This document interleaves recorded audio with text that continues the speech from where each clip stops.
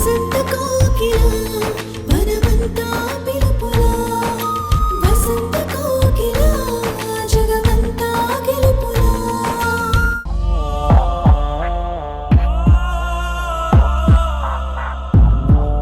కాలం కలిసి రాకపోతే కష్టాలు కాళ్ళ దగ్గర తిష్ట వేస్తాయి అన్నట్టు అయింది. చేతి రుమాలు చూసి అసలు నువ్వనుకోవడమేంటో, నీ మీద వాడికి అనుమానం మొదలవడమేంటో ఏం అర్థం కావడం లేదమ్మా. అనుమానం కాదమ్మా, అది నిజమే. ఏంటమ్మా నువ్వు చెప్పేది? అవునమ్మా, నేను ఆకాశు గుడికొచ్చాం. ఆయన చూసిన కర్చీఫ్ నాదే.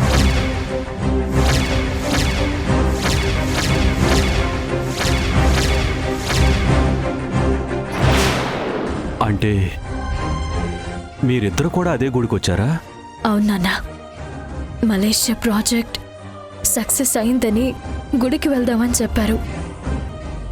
సూర్య డ్యూటీకి వెళ్తారు, ఏ భయం ఉండదన్న ఆలోచనతో నేను కూడా ధైర్యంగా వెళ్ళాను. కానీ మీరు కూడా ఆ గుడికి వస్తారని నేను అస్సలు అనుకోలేదు. దర్శనం అయిన తర్వాత ఆయన నేను మెట్ల మీద కూర్చున్నాం.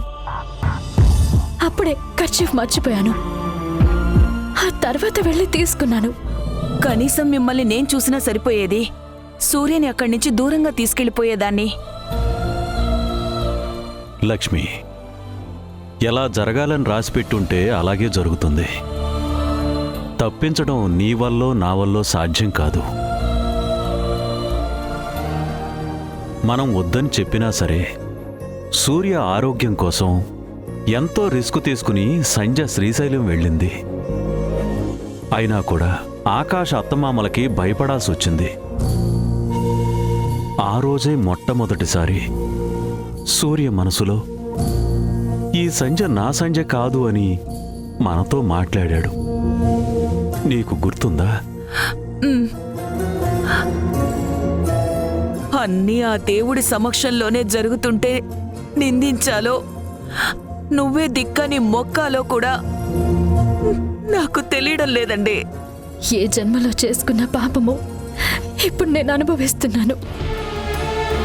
అందుకే ఆ దేవుడు కూడా మౌనంగా చూస్తున్నాడే తప్ప నా కష్టాన్ని కన్నీటిని ఆపే ప్రయత్నం చేయడం లేదు. ఎన్ని రోజులు వాడిలో లోపం ఉండడం వల్లే నువ్వు తనకు దూరంగా ఉంటున్నావని అనుకున్నాడు.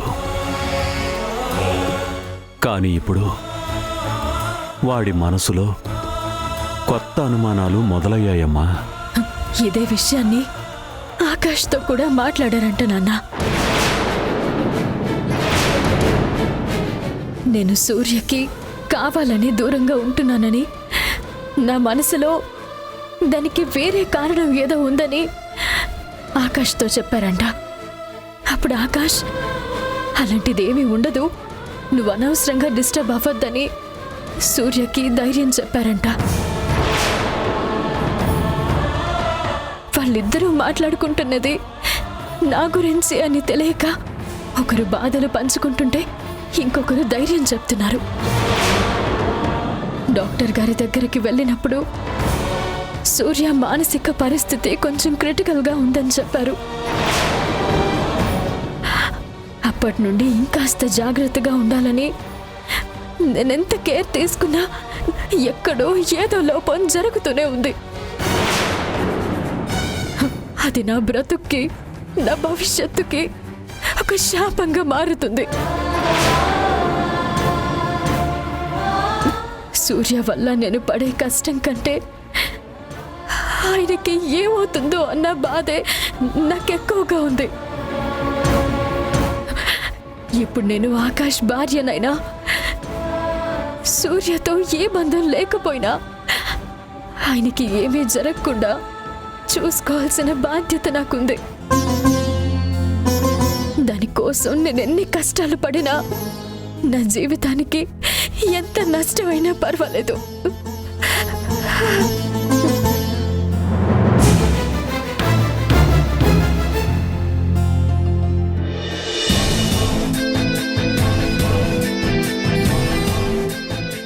గుడ్ మార్నింగ్ దివ్య.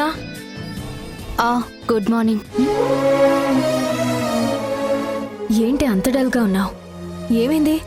ప్రాబ్లమ్స్ నీకు మాత్రమే వస్తాయా, మాకు రావా? ఎన్నోసార్లు నాకు ధైర్యం చెప్పి సలహాలిచ్చే డేరింగ్ డాషింగ్ దివ్యకి ప్రాబ్లమ్స్ వస్తాయా? వినడానికి విచిత్రంగా ఉంది. విచిత్రం కాదు, అంతా నా కర్మఫలం. ఎన్ని రోజులు బాబ్జీని దూరం పెట్టినందుకు ఇప్పుడు నా మీద పగ తీర్చుకుంటున్నాడు. మా బాబ్జీకి ఎంత దగ్గర అవ్వాలని చూసినా అస్సలు పట్టించుకోవడం లేదు సంధ్య. కనీసం టచ్ కూడా చేయనివ్వట్లేదు. ఇంతకు ముందు బాబ్జీ విషయంలో నేనెలా ఉండేదాన్నో ఇప్పుడు బాబ్జీ నా విషయంలో అలానే ఉంటున్నాడు. వాడికి నా మీద ప్రేమ తగ్గిపోయింది.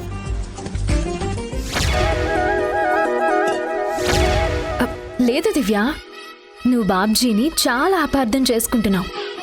నీకోసం బాబ్జీ గుడిలో రావి చెట్టు చుట్టూ 108 ప్రదక్షిణాలు చేస్తున్నాడు. ఏంటి, ఇది నిజమా? అవును దివ్య. నేను ఆకాష్ ఎందుకని అడిగాము నీకోసమే అని చెప్పాడు. ఇంట్లో నన్ను ముట్టుకోడు కానీ చెట్ల చుట్టూ తిరుగుతున్నాడా? అసలు ఈ విషయమే నాకు చెప్పలేదే. ప్రేమ కదా, చెప్పకుండానే అర్థం చేసుకోవాలి.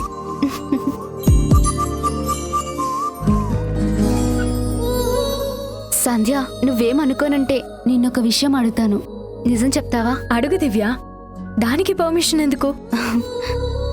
సూర్య కోసం ఎన్నో ప్రాబ్లమ్స్ ఫేస్ చేయడానికి నువ్వు సిద్ధపడ్డావు కదా, అతని మీద నీకింకా ప్రేముందా?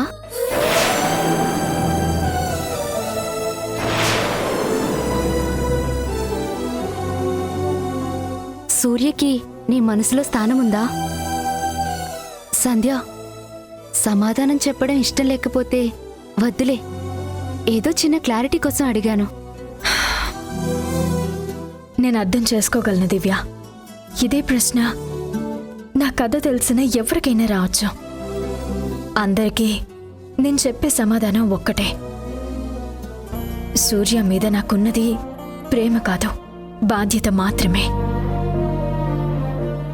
ఆకాష్ నా మెడలో తాళి కట్టనంత వరకు నా మనసులో సూర్యకి తప్ప వేరే వాళ్ళకి స్థానం లేదు. పెళ్ళైన చాలా రోజుల వరకు సూర్య జ్ఞాపకాల్లో నుండి నేను బయటికి రాలేకపోయాను. కానీ ఎప్పుడైతే ఆకాష్ మనసులో నా స్థానం తెలిసిందో, ఆయన ప్రేమని నేను అర్థం చేసుకున్నానో, ఆ క్షణం నుండి ఆకాష్ మాత్రమే ఉన్నాడు. సూర్య తిరిగొచ్చిన తర్వాత ఆయన ఆరోగ్యం కోసం నేను భార్యగా నటిస్తున్నాను.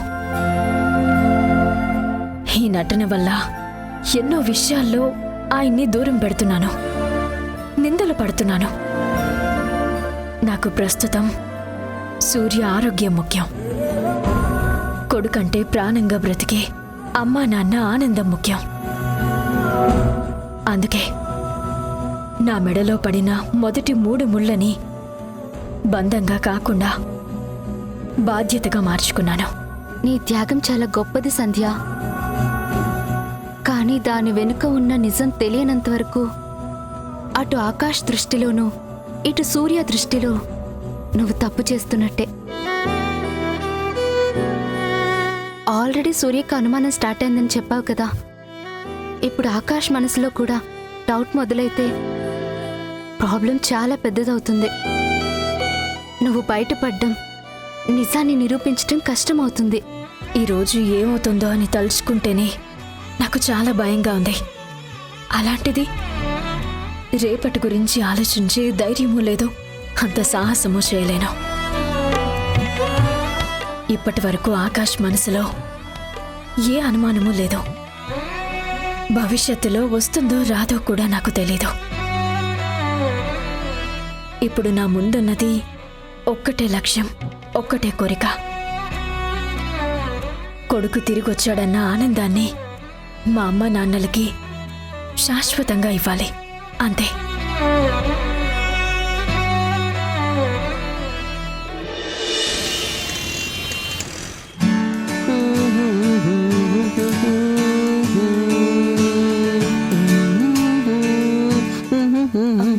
బాబ్జీ ఏమైనా హెల్ప్ చేయనా?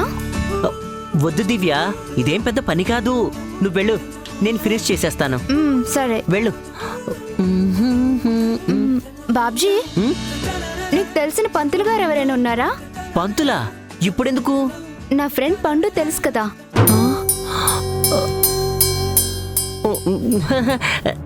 నాకేం తెలీదు, నేనెప్పుడు చూడలేదు. నీకు తెలీదు కానీ నేను చాలాసార్లు చెప్పాను కదా, మర్చిపోయావా? లైట్గా గుర్తుందిలే. అసలు విషయం ఏంటో చెప్పు. ఏం లేదు బాబ్జీ, ఆ అమ్మాయి ఒక అబ్బాయిని లవ్ చేస్తుందని చెప్పాను కదా. అతనితో పెళ్లి చేస్తానని నేను మాటిచ్చాను. అందుకే ముహూర్తం పెట్టించడానికి పంతులు గారు కావాలి. ఆ అమ్మాయి పెళ్లి కోసం నువ్వెందుకు అంతలా ఆరాటపడుతున్నావు? ఆరాటం కాదు, అభిమానం, స్నేహం. నా పిడుగు, నా పిండం. పాపం బాబ్జీ, పండుకి నేను తప్ప ఎవ్వరూ లేరు. చాలా తక్కువ కాలంలో ఒకరినొకరు బాగా అర్థం చేసుకున్నాం. పర్సనల్ ప్రాబ్లమ్స్ కూడా షేర్ చేసుకున్నాం. అప్పుడే తన లవ్ స్టోరీ నాకు చెప్పింది. ఆ లవ్కి నేనే హెల్ప్ చేయలేకపోయాను. కనీసం పెళ్లికైనా సాయం చేయాలనుకుంటున్నాను.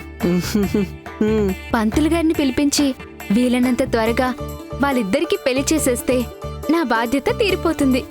ఏ ఎందుకంత హడావిడి? హడావిడి అంటే వాళ్ళిద్దరి మధ్య కొన్ని అనుకోని పరిస్థితుల వల్ల చిన్న ఇష్యూ అయ్యింది. అంటే ఆ రాత్రి జరిగింది కూడా చెప్పేసిందా? ఇష్యూ అంటే ఏంటి దివ్య? ఏదైనా ఫైట్ అయిందా? గొడవ కాదు కానీ ఏం జరిగిందో తెలిస్తే ఖచ్చితంగా నువ్వు నన్ను తిడతావు. నీలాంటి బుద్ధిమంతుడు, అమాయకుడు అలాంటి మాటలు వినకూడదు. అలాంటి పనుల గురించి తెలుసుకోకూడదు. ఆ పాపంలో పార్ట్నర్ని నేనే దివ్య. నువ్వేమో నిజం తెలియక నా దగ్గరే దాస్తున్నావు. ఈ కాలంలో మగాళ్ళు నీలా మంచివాళ్ళు, నిజాయితీ పరులు కాదు బాబ్జీ.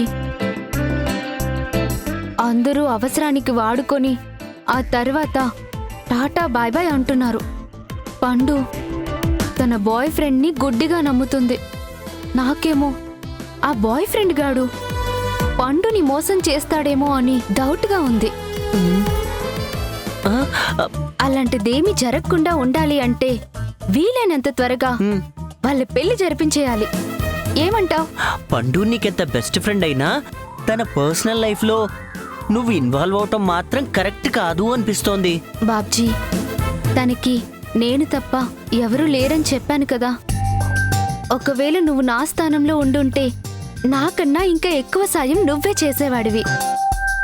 నన్ను మించి ఆలోచించేవాడివి.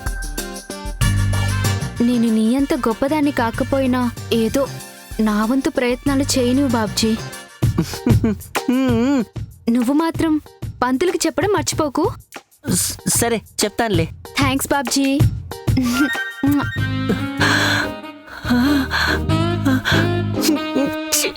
కడుపులో ఆకలి, ప్లేట్లో బిర్యానీ ఉన్నా ఏది తినే అవకాశం లేకుండా నోటికి తాళం పడ్డట్టయిపోయింది నా పరిస్థితి. ప్రేమించిన భార్య దగ్గర వాళ్ళనుకుంటున్నా దూరంగా ఉండాల్సి వస్తుంది. దూరంగా ఉండాల్సిన మనిషికి దగ్గర ఏ నరకం అనుభవించాల్సి వస్తుంది. పెళ్ళామే పెళ్లి పెద్దయి ముహూర్తాలు పెట్టిస్తుందంటే నా దరిద్రం ఏ రేంజ్లో తాండవిస్తుందో స్పష్టంగా అర్థమవుతోంది.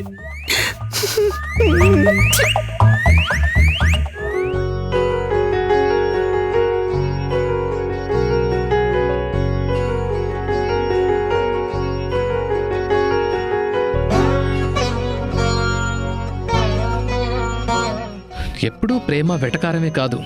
ఈ రోజు సంధ్యని సరదాగా టేస్ట్ చేద్దాం. సంధ్యని కోపంగా చూసి చాలా రోజులైంది.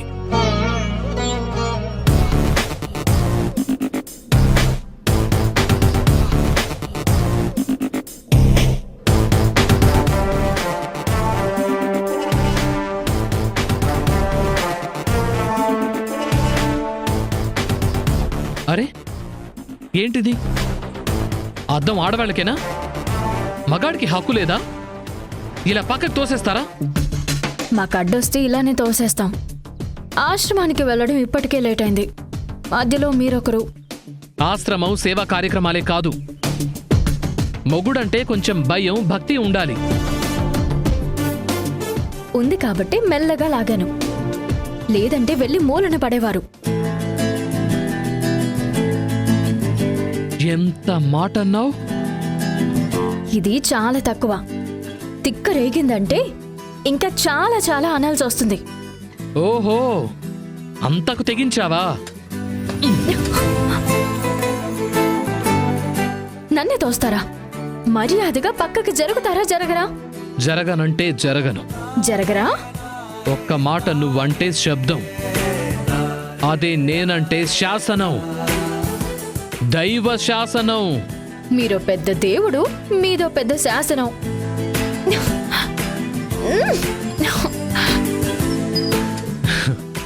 నీ వల్ల కాదు సంధ్య.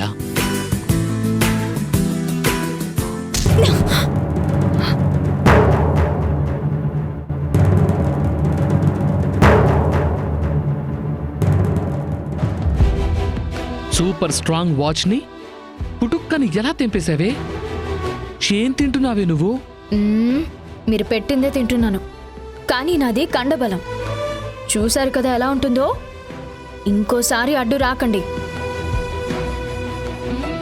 వెళ్ళి ఆ వాచ్ రిపేర్ చేసుకోండి. ఈరోజు ఎలాగూ సండే కాబట్టి కనీసం ఇలాంటి పనులు చేసుకుంటే ఇంట్లో బోరింగ్ ఫీల్ అవరు. చైన్ తెంపి తప్పు చేసింది నువ్వు, ఇది రిపేర్ చేయించాల్సింది కూడా నువ్వే. మీ వాచ్కి చైన్ వేయించాల్సినంత అవసరం, సమయం రెండు నా దగ్గర లేవు. ఎవరి పనులు వాళ్ళు చేసుకుంటే మంచిది. అంతేలే, నేను ప్రేమ ఎక్కువ చూపిస్తూ ఉంటే నీకు లోకువగా ఉంటుంది. ఈ వాచ్ నువ్వు నాకు ఇచ్చిన ఫస్ట్ గిఫ్ట్. ఈరోజు నువ్వు బ్రేక్ చేసింది వాచ్ను మాత్రమే కాదు, నా గుండెని కూడా. కొంచెం ఓవర్ అవుతున్నట్టుంది. చూసావా, ఇప్పుడు కూడా నా ప్రేమ నీకు కామెడీగానే ఉంది. నిజంగా నా మీద నీకు ప్రేమ ఉంటే ఏం చేయాలి? ఏమండి, నా వల్లే ఇదంతా జరిగింది, నేనే బాగు చేసి తీసుకొస్తానని చెప్పాలి. కానీ నువ్వేమో ఎవరి పని వాళ్ళే చేసుకోవాలి అని ఉచిత సలహాలు ఇస్తున్నావు. అయ్యో, అంతా కలికాలం.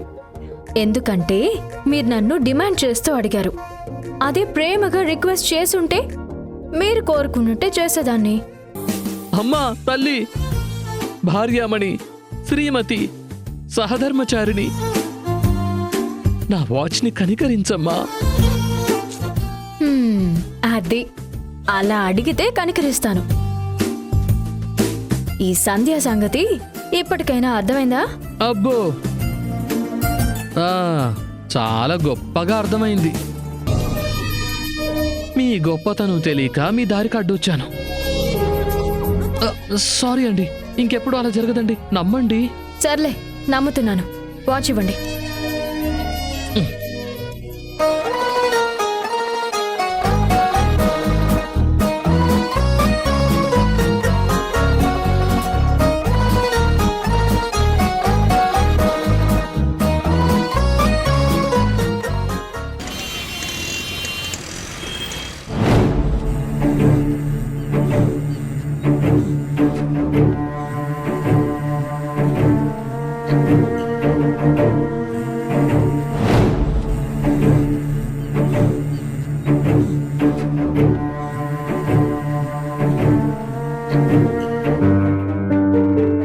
ఈ వారం కూడా లేటుగా వచ్చింది. రూమ్లో తన కోసం వెయిట్ చేస్తున్నానని తెలిసి కూడా ఇంకా కిచెన్లోనే ఉంది. ఈ ఇంటికి నా కోసం వస్తుందో పనులు చేయడానికి వస్తుందో నాకైతే తెలియటం లేదు. అమ్మా సంధ్య, వచ్చినప్పటి నుంచి ఇక్కడే ఉన్నావు. ఒకసారి సూర్య దగ్గరికి వెళ్ళమ్మా, వాడు నీకోసం ఎదురు చూస్తూ ఉంటాడు. భయంగా ఉందమ్మా. ఒంటరిగా గదిలోకి వెళ్తే ఆయన ఏం చేస్తారో, ఏ అనుమానంతో ఏం ప్రశ్నిస్తారో అని భయంగా ఉంది. అందుకే ఎలా తప్పించుకోవాలో తెలియక నేను ఇక్కడే ఉన్నాను. నీ పరిస్థితి నేను అర్థం చేసుకోగలనమ్మా.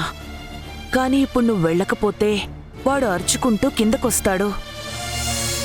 ఆవేశంలో నోటికొచ్చిందల్లా ఏదేదో వాగుతాడు. ఆ అరుపులు, కోపం వాడి ఆరోగ్యానికి మంచిది కాదు కదమ్మా.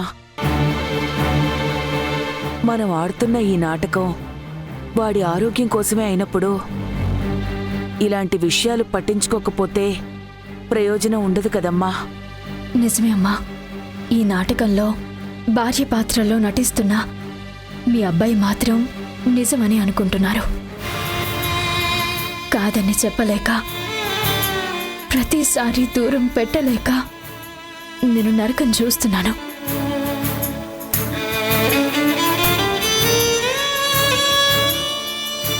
ఆ ఇంటి నుండి సంతోషంగా బయలుదేరే నేను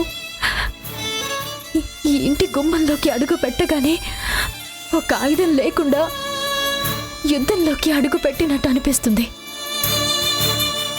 సంధ్యా, సంధ్యా! అదిగో వాడు రానే వచ్చాడు. కిందకి రాకముందే నువ్వు పైకి వెళ్ళమ్మా.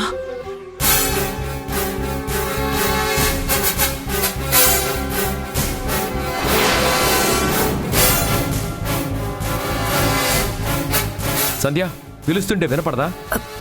చెప్పండి. కిందే ఉంటావా? పైకొచ్చి ఏం కావాలో అడగవా? అంటే వంట ఇంకా పూర్తి అవ్వలేదండి. ఆయన వెంటనే వచ్చేస్తాను. ఏ, ఇంట్లో అమ్మలేదా? వంట నువ్వే చేయాలా? అందుకే ఆదివారాలు వస్తున్నావా? లేదండి, 5 నిమిషాల్లో అయిపోతుంది. పూర్తయిన వెంటనే వచ్చేస్తాను. మీకేం కావాలో చెప్పండి. అది 500 రూపీస్కి చేంజ్ కావాలి. నీ దగ్గర ఉన్నాయా? బ్యాగ్లో ఉన్నాయి, తీసుకుంటారా? ఏంటి, నేను తీసుకోవాలా? అంటే నువ్వు అసలు పైకి రావా? నైట్ అయ్యే వరకు కిందే ఉంటావా? అది కాదండి, వంట చేస్తున్నానని చెప్పాను కదా. వంట వంట వంట వంట ఈ రోజంతా అక్కడే ఉండు.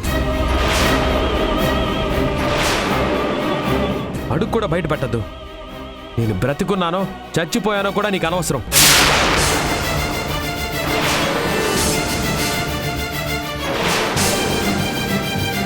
వచ్చినప్పటి నుంచి వంట చేయడం కాదు, ఒకేసారి వచ్చి నా చితికి మంట పెట్టు.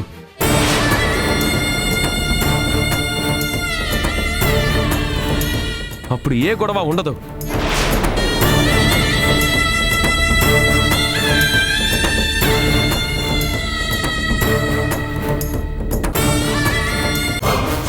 ఇదెవరిది?